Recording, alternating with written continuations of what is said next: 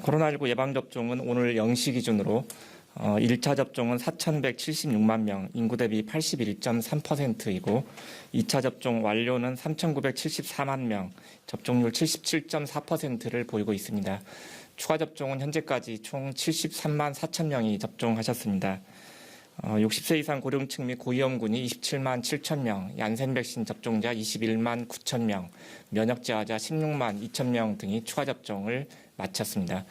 현재 기본 접종 후에 일정 기간이 지난 분들을 대상으로 추가 접종의 예약과 접종을 진행하고 있습니다.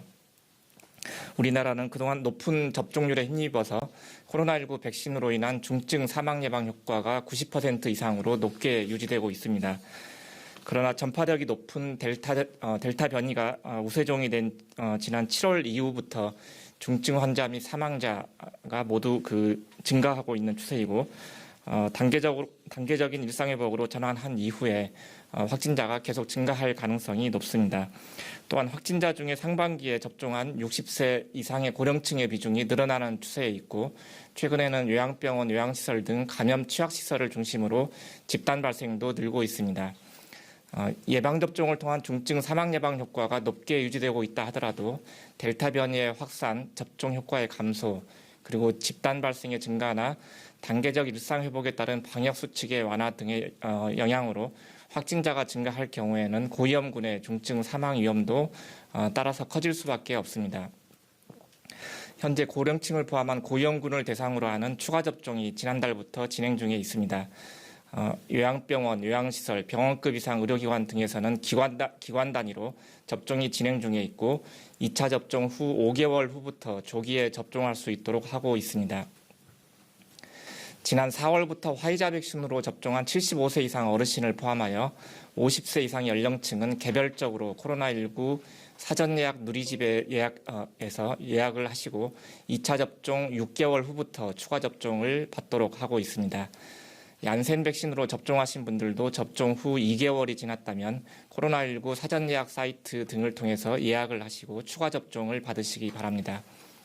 그 밖에도 50세 이상 연령층, 18세에서 49세 연령층 중 기저질환자, 상반기에 접종을 받은 우선 접종 직업군 등에 대해서도 추가 접종 예약이 진행되고 있습니다.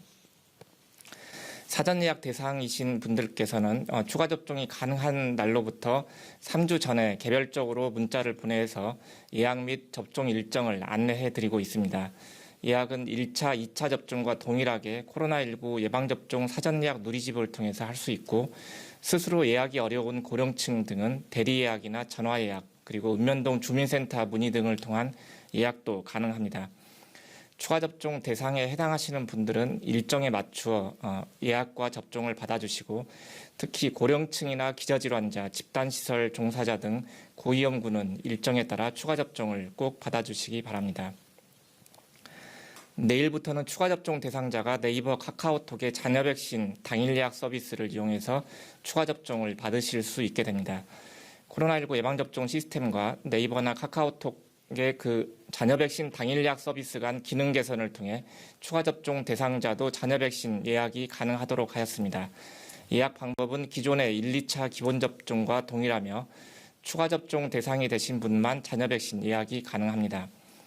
추가 접종도 SNS를 통해서 당일 예약이 가능해짐에 따라서 코로나19 사전 예약 누리집을 통한 예약 외에도 당일에 접종 일정이 가능한 분들은 보다 편리하게 추가 접종을 받으실 수 있을 것으로 보입니다. 지난 10월 18일부터 시작된 12세에서 15세까지의 소아청소년에 대한 예방접종 사전 예약이 내일 18시까지 실시됩니다. 오늘 0시 기준으로는 12세에서 15세까지 185만 명 중 58만 5천 명이 예약을 완료하였습니다. 사전 예약을 한 소아청소년의 접종은 11월 27일까지 진행되며 사전 예약 기간에 미처 예약을 못했더라도 화이자 백신을 접종하는 의료기관에 문의하면 보유한 백신으로 언제든지 접종이 가능하도록 하고 있습니다. 또한 본인 명의의 휴대전화가 있는 청소년은 네이버 카카오톡의 자녀 백신 당일 예약 서비스를 통해서도 화이자 백신 접종이 가능합니다. 최근에는 코로나19 확진자 중 18세 이하 연령층의 비중이 계속 커지고 있습니다. 예방접종을 받지 않을 경우에는 코로나19에 감염될 위험성이 증가하고 주변에서 확진자가 발생할 경우에 격리, 그리고 감염 시 치료나 학업 손실 등 간접적인 피해까지 고려하면 예방접종의 편익이 크기 때문에 내일까지 진행되는 사전 예약이나 의료기관을 통해서 접종을 받아주실 것을 당부드립니다. 다음 주 월요일부터 위탁의료기관의 코로나19 접종이 요일제로 운영이 됩니다. 코로나19 백신 폐기를 최소화하기 위해서 지난 11월 1일부터 의료기관별로 예약이 가능한 요일을 주 3일까지 지정하도록 함으로써 예약 인원을 각 의료기관별로 특정 요일에 집중할 수 있도록 요일제 예약을 도입하였습니다. 기존에 이미 접종 예약을 하신 분들은 변경 없이 예약된 일정대로 접종이 가능합니다. 이러한 요일제 예약에 따라서 11월 15일부터는 의료기관별로 지정한 특정 요일에 코로나19 예방접종을 집중적으로 실시함으로써 다인용 백신을 보다 효율적으로 사용하고 폐기를 줄일 수 있을 것으로 기대하고 있습니다. 추진단은 백신과 이상반응 간의 인과성 불충분 사례 중에서 심근염, 심낭염 환자 125명을 의료비 지원 대상자로 추가로 확정하였습니다. 이로써 현재까지 인과성 근거 불충분한 환자 의료비 지원 대상은 총 179명으로 1인당 최대 3천만 원 한도 내에서 진료비 등을 지원받게 됩니다. 코로나19 예방접종 후 피해보상 인정 건수는 현재까지 2,406건으로 심의가 이루어진 5,293건 중 45.5%에 해당합니다. 이는 미국이나 일본 등 다른 나라에 대비해서 높은 비율이고 세계보건기구의 194개 회원국 중에서 예방접종 후에 국가보상제도를 운영하고 있는 국가는 25개 국가이고 대부분 인과성이 확인된 사망 등 중증에 한해서 보상하는 것과 달리 우리나라는 코로나19 예방접종이 이상반응에 대한 국가 책임을 강화하고 있고 국민들을 더 폭넓게 보호하기 위해서 노력하고 있다는 부분을 말씀드립니다. 지난 11월, 12월 예방접종 계획에서 밝힌 바와 같이 대한민국 의학한림원은 코로나19 백신과 이상반응 간의 인과성 평가를 과학적이고 객관적으로 진행하기 위해서 내일 코로나19 백신 안전성위원회를 정식 발족할 계획입니다.